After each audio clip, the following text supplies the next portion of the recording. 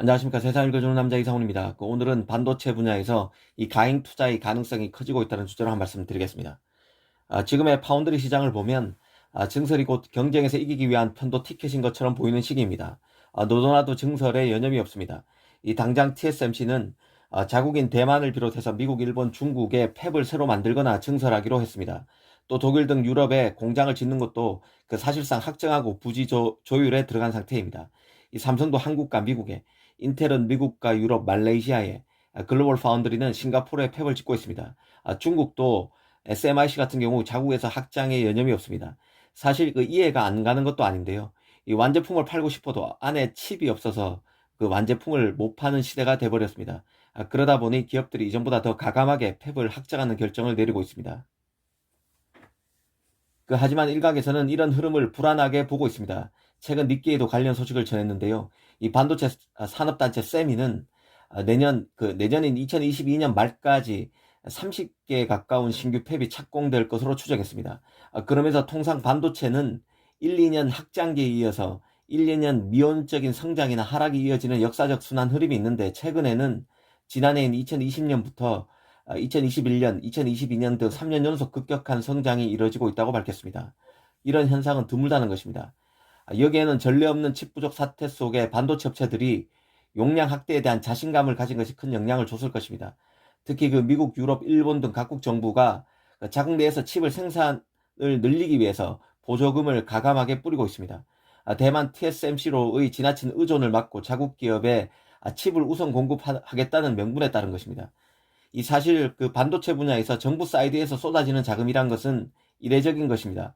과거 일본, 한국, 대만 정부가 반도체에 많은 투자를 한 것은 사실이지만, 이는 오랜 기간에 걸쳐 지속적으로 일어난 것이기에 지금의 현상과는 사뭇 다른 것입니다. 결국 이런 식의 투자는 어느 시점에선 공급과 수요의 불균형이 분명히 있을 것이고, 그것이 언제가 될지는 몰라도 문제를 발생시킨다는 점입니다. 중국의 경우 2025년까지 반도체 자금률 70% 목표를 달성하기 위해서 자체 투자를 많이 늘리고 있습니다. 이것이 중국의 기술 진보를 뒷받침하겠지만, 이 가행 생산과 투자 비효율의 가능성이 생길 수밖에 없습니다. 중국이 미세공정 개발을 못한다고 해도 이런 문제는 발생할 수밖에 없습니다. 한마디로 글로벌 칩 수급에 대한 불확실성이 더해진다는 의미입니다. 이미 이런 취지 보고서를 내는 곳도 나오고 있습니다. 리서치 그룹 IDC라는 곳인데요. 이 반도체 시장이 휴대폰, 노트북, 서버, 그리고 자동차 분야 등에 의해서 성장하고 있는데, 작년 같은 경우는 10.8, 올해는 17.3% 정도 커졌다고 했습니다. 하지만 내년 말부터는 대규모 용량 증설이 본격화되면서 2023년에는 이 가행 공급 가능성이 있다고 밝혔습니다. 이런 공급이 수요보다 많아지면 어떤 일이 생길까도 한번 생각해 봐야 하는데요. 현재는 파운드리 확보 경쟁이 이전과는 비할 수 없을 만큼 치열해져서 팹리스들이 파운드리에 대한 자금 지급 방식, 돈 지급 방식마저 바꾸고 있다는 것을 소개해 드린 적이 있습니다. 즉, 칩 주문과 동시에 상당한 금액을 미리 파운드리에 지급한다는 얘기입니다. 팹리스들이 파운드리를 자기 쪽으로 확실히 끌어당기기 위해서 칩을 인도 받기도 전에 미리 상당 금액을 파운드리에 보증금 형태로, 보험금 형태로 지급한다는 것입니다. 칩 제작 자체가 어려워지면서 파운드리가 팹리스가 을로 변화하면서 나타난 현상인데요. 하지만 파운드리 팹 용량이 늘어나면 결국 팹리스가 주도권을 쥐게 됩니다.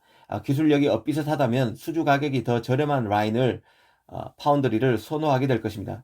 다른 파운드리에 비해서 더 수주 금액을 받길 바라는 파운드리라면 다른 서비스를 제공해야 할 것입니다.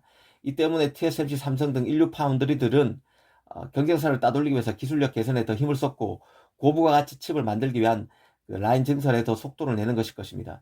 어찌됐든 칩의 공급이 수요를 넘어설 것이란 가정은 지금으로서는 언뜻 이해가 안 되는 측면이 있을 것인데요. 워낙 칩 공급난에 고생을 했기에 그렇습니다. 하지만 분명한 것은 이 가하면 문제가 난다는 점이고, 이 파운드리 분야에서도 그런 시점이 오지 말라는 법이 없습니다.